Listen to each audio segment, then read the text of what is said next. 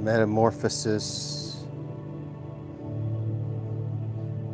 Ecteon, on vision, sacrifice, madness in the goddess who devours her lovers.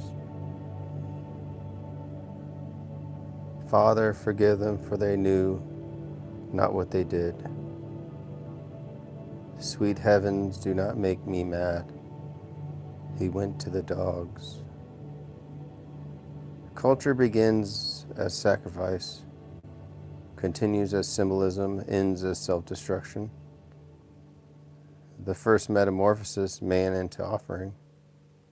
A ram for Isaac, a stag for man, language for blood.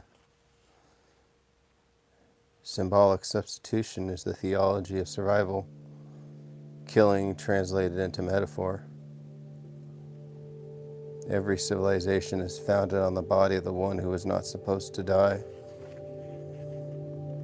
Nature is merciless beauty. She kills to make meaning. The world is the forest where the heart is haunted. He wasted his substance on dogs, the prodigal myth of man. Dogs, bitches, sycophants, and witches, all the forms of appetite that devour their creator. Madness, masochism, and money, three disguises of the same regression. To go to the dogs is to return to the gods. Every culture ends where Actaeon began, seeing too much, losing itself in the vision. To see is to suffer transformation. To create is to become the victim of one's own creation.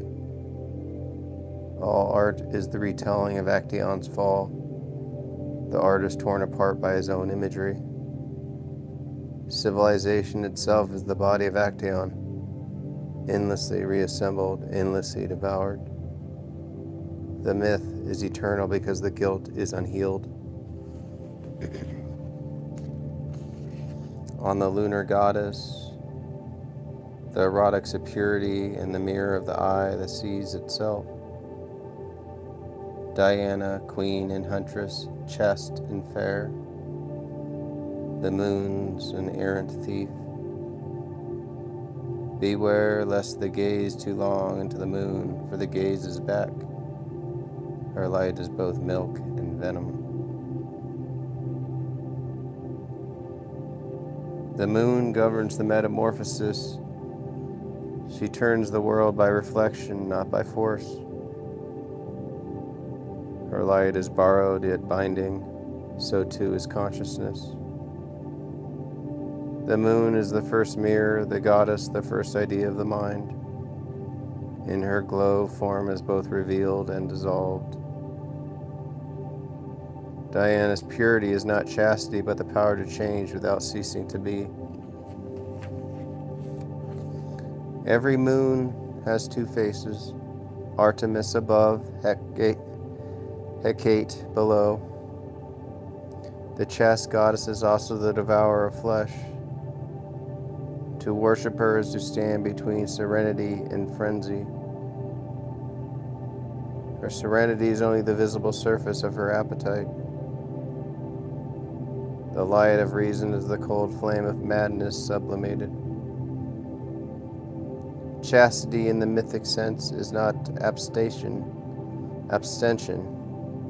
but transformation of desire. The virgin goddesses whose desire has become law. Purity is intensity without object, the desire that burns but does not consume. Diana's arrows are rays of longing, silver shafts that pierce and purify.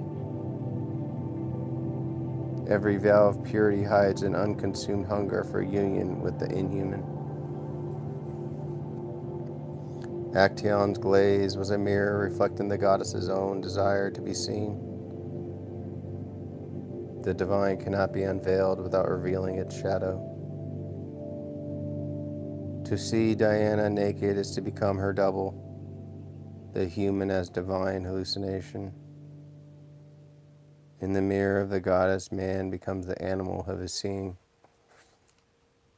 Thus, the punishment is the completion of the vision.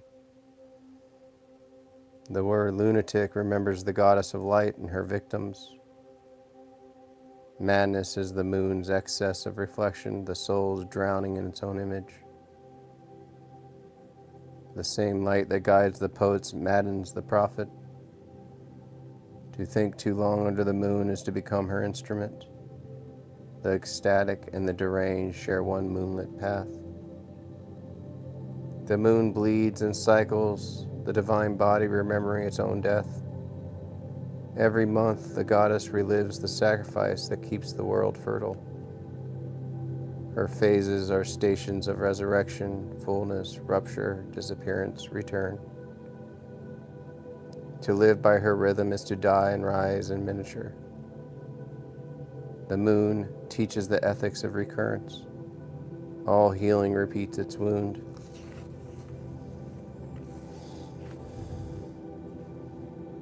The wild hunt is Diana's liturgy, the dead following the scent of the living. Her hounds are desires unburied, instincts seeking their bodies. The moon calls them forth, her whistle is memory. The souls of the uninitiated run in circles, mistaking reflection for prey. Only the one who ceases to flee becomes hunter again. The moon is the archetype of the unconscious feminine, the rhythm beneath rhythm. She commands without words, her grammar is gravity and recurrence. The rational sun divides, but the moon collects. In her dominion, time folds inward and beginnings occur as endings. To know her is to consent to flux, to dissolve identity into orbit. The moon does not shine, she remembers. All reflection is repetition, all repetition is metamorphosis. In the moon's theology, seeing is substitution. The eye takes the place of what it beholds. Thus the mystic becomes mirror, the poet tide, the lover lunatic. The divine in her lunar aspect is nothing other than the world remembering itself. The moon is the true alma mater of the psyche. She governs the tides of birth and decay, milk and madness. The lunar mother neither spares nor condemns, she transforms. Her mercy is metamorphosis. What she kills, she turns into image. Every myth of salvation is a moonrise in disguise.